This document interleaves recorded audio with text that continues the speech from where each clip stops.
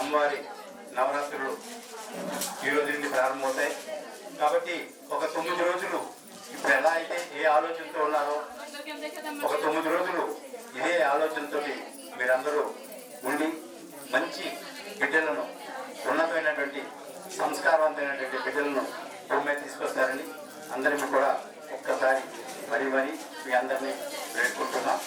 ఇక్కడ మీ అందరికీ కూడా ఈ జ్ఞాన మందిరంలో మీకు అంటే మీ బిడ్డలకు అవసరమైనటువంటి ఆహారాన్ని కూడా ఏర్పాటు చేయడం జరిగింది. సో మీరందరూ కూడా ఆహారాన్ని స్వీకరించి మా ఆతిథ్యాన్ని మంచి మీ అందరూ వచ్చినందుకు మీ అందరికీ కూడా ఒకసారి మళ్ళీ ధన్యవాదాలు.